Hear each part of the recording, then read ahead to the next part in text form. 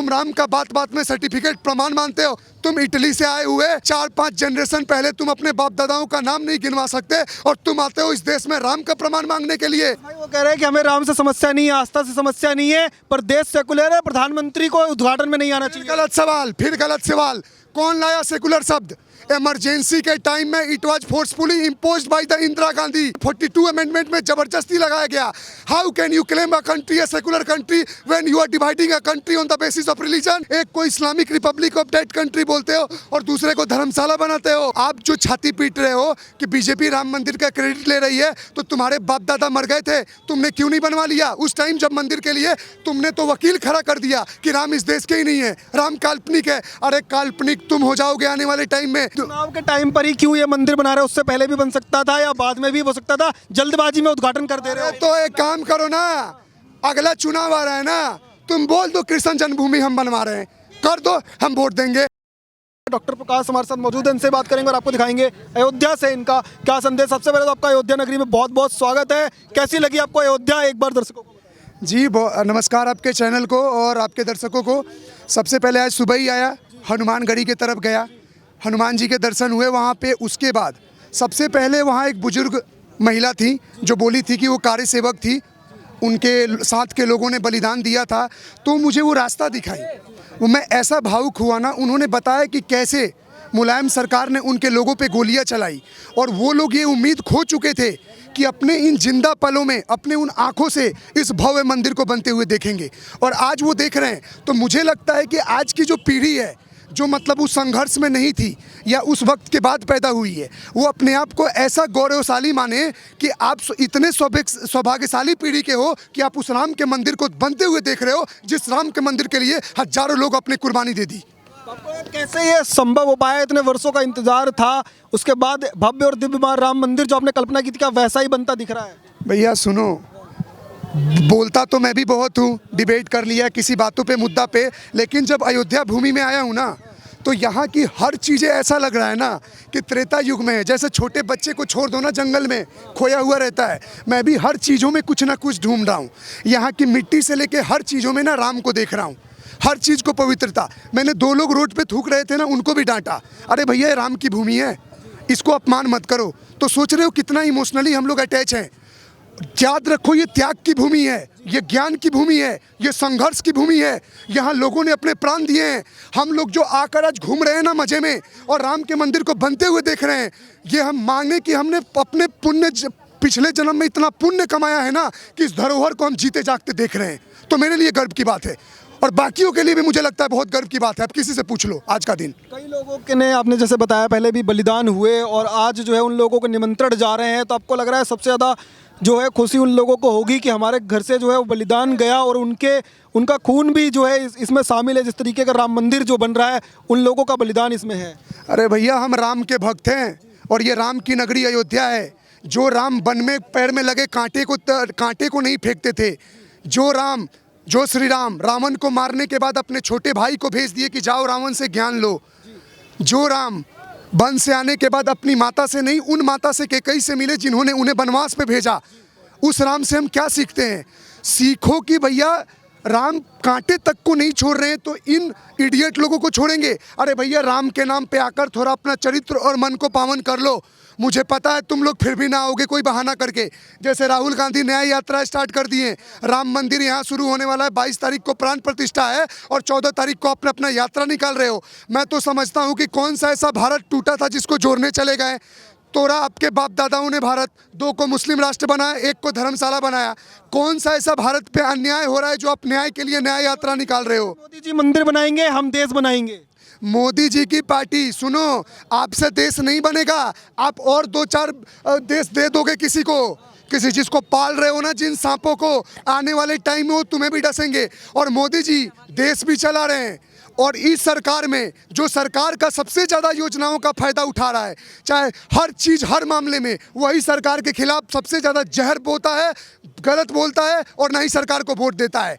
राहुल गांधी जी की बात कर रहे हो आप, राहुल गांधी जी तो नहीं आ रहे हैं।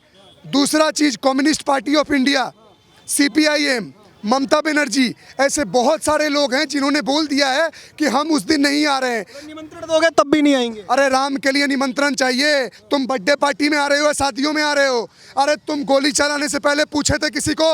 आज तुम्हें राम के लिए आने के लिए निमंत्रण चाहिए। किस बात का निमंत्रण?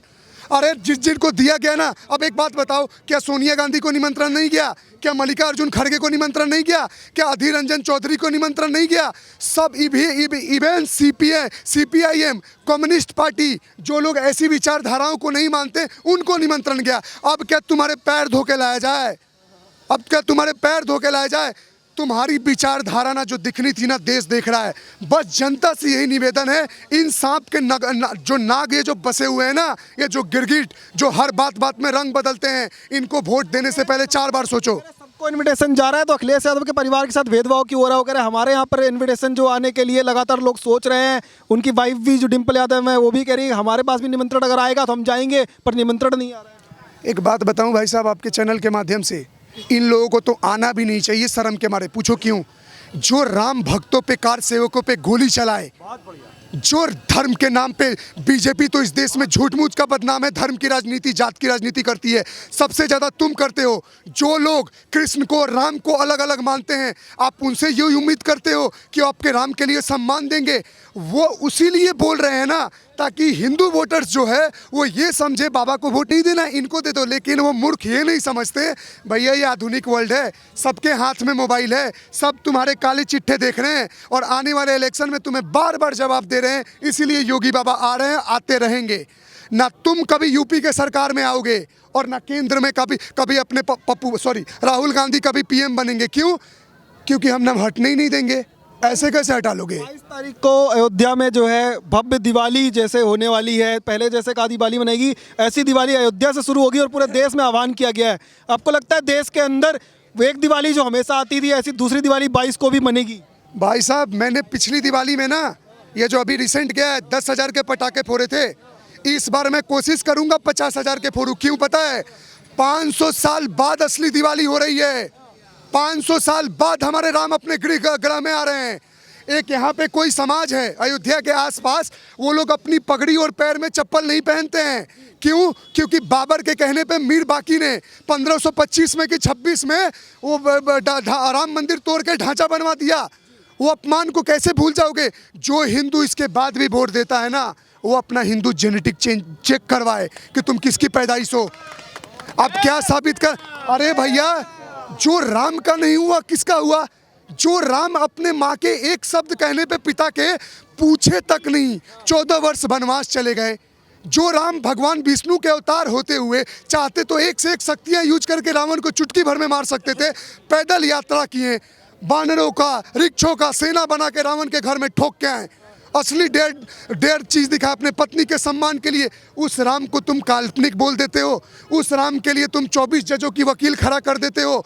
तुम राम सेतु तुड़वाने को आदेश दे देते हो। उसके बाद तुम राम का बात बात में सर्टिफिकेट प्रमाण मानते हो। तुम इटली से आए हुए 4-5 जनरेशन पहले तुम अपने बाप दादाओं का नाम नहीं गिनवा सकते और तुम आते हो इस देश में राम का प्रमाण मांगने के लिए।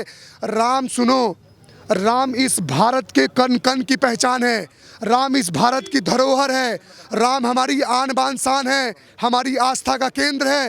राम हमें जीवन जीने का तरीका सिखाते हैं। राम से हमें संघर्ष सीखने को मिलता है, राम से हमें त्याग सीखने को मिलता है और बलिदान सीखने को मिलता है। भाई वो कह रहे हैं कि हमें राम से समस्या नहीं है, आस्था से समस्या नहीं है, पर देश सेकुलर है, प्रधानमंत्री को उद्घाटन में नहीं आना चाहिए। गलत सवाल, फिर गलत सवाल। कौन लाया सेकुलर शब्द? इमरजेंसी के टाइम में it was forcefully imposed by the Indira Gandhi according to 42 amendment. 41 amendment को चेंज करके 42 अमेंडमेंट में जबरदस्ती लगाया गया। How can you claim a country a secular country when you are dividing a country on the basis of religion? तुमने partition कर दिया, एक कंट्री को पाकिस्तान बना दिया, एक को बांग्लादेश बनाया और उनके संविधान में अकॉर्डिंग टू पॉपुलेशन एक को Islamic republic of that country बोलते हो और दूसरे को धर्मशाला बनाते हो। अरे भैया, आप लोगों के धर्म के आधार पे 55-56 कंट्रियाँ, ईसाइयों के 100 कंट्रियाँ और भारत में मैं तो सोचता हूँ हिंदू मेजोरिटी होते हुए भी गिरगिरा के अपने हकों के लिए मर रहा है। जैसे बच्चे भीख मांगते हैं ना, भिखारी, ये हाल हो गया है देश में। आपको क्या लगता है यही कोई इस्लामिक राष्ट्र रहता और ये कोई मस्जिद रहता और मंदिर बना होता, वो कोर्ट कचहरी नहीं करते, घुस के तोड़ के भारत की सारी मंदिरों को मस्जिद बना देते। लिख के ले लो। मोदी जी आएंगे फिर यहाँ पर, और मोदी जी को आना चाहिए, कोई सवाल उठाने को कोई मतलब नहीं। ये सवाल ही नहीं उठता। आप एक काम करो, मैं जैसे बोलूंगा जनता बोलेगी। भाई साहब 2024 में मोदी जी आएंगे या नहीं?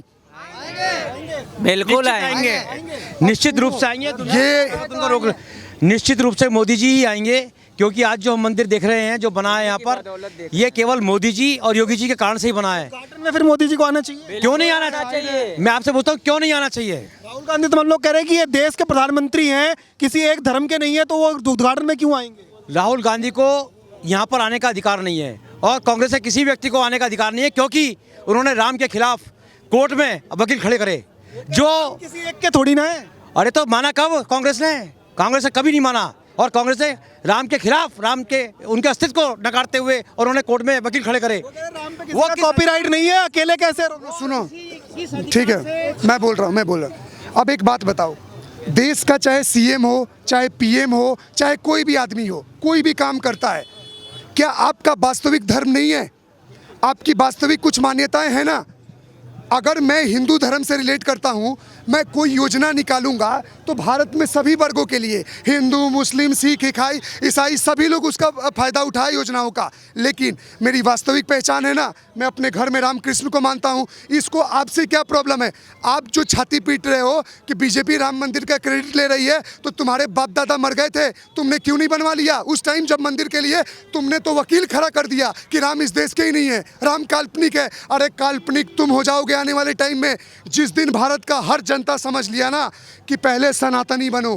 क्योंकि हिंदू शब्द हम लेते हैं ना, तो हिंदू में बौद्ध भी आते हैं, जैन भी आते हैं, सिख भी आते हैं और सनातनी भी आते हैं। जो भी इंडस नदी के किनारे हैं, हम सनातन विचारधारा के लोग हैं।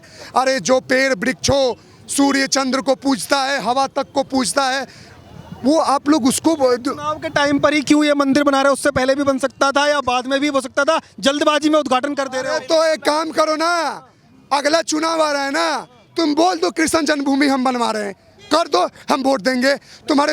सुनो, तब नहीं बोल सकते।